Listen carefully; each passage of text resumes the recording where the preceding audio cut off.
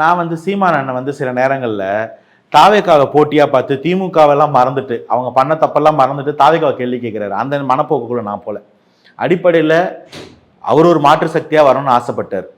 அவரோட ஸ்ட்ரென்த்தோ உயரமோ என்னன்றதை நான் விமர்சனம் பண்ண வரல. அவர் ஒரு முன்னெடுப்பு எடுக்கிறாருன்னா நல்லபடியாக நடக்கட்டும். நாங்கள் அப்படி தான் வாழ்த்துறேன். அவர் ஒரு ஈவெண்ட் பண்ண நினைக்க நல்லபடியாக பண்ணட்டும். ஆனால் எனக்கு என்ன கேள்வினா, கூட்டம் வாக்கா மாறாதுன்னு சொன்னால் அப்போ கூட்டம் கூட்டி அண்ணன் என்ன பண்ண போகிறாரு? முதல் கேள்வி. அதை சொன்னது அண்ணன் தான், நீங்கள் தான் சொன்னீங்க. ரெண்டாவது, அப்படி ஒரு கூட்டத்தை காமிச்சா அந்த கூட்டத்தை நான் வீழ்த்திட முடியும்னா இந்த போட்டி யாருக்குன்ற கேள்வி எனக்கு வருது. மூணாவது இதில் ஒரு கேள்வி, பிப்ரவரி 7ஆம் தேதி பண்ண போகிறேன்னு சொன்னார். அதை ஏன் 21ஆம் தேதிக்கு மாற்றிட்டாரு? சொல்ல முடியாது. எங்களுக்கு இருக்கிற மாதிரி அவருக்கு கூட நெருக்கடி இருக்கலாம். அதையும் நான் புரிஞ்சுக்கிறேன். நாலாவது இருக்கிறது முக்கியமான கேள்வியாக பார்க்குறேன்.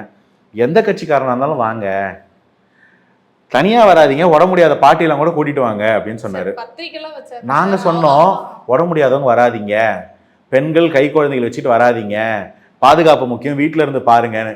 வராதிங்கன்னு சொல்கிற ஒரு கூட்டம் 15 லட்சம் பேர் வர்றதுக்கும், தனியாக வந்தால் உதப்பேன் எல்லாரும் கூட்டிட்டு வான்னு சொல்கிற கூட்டம் வர்ற நம்பருக்கும் மைல் டிஃப்ரென்ஸ் இருக்குது. நான் என்ன சொல்கிறேன், இந்த கூட்டம் ரெண்டாவது.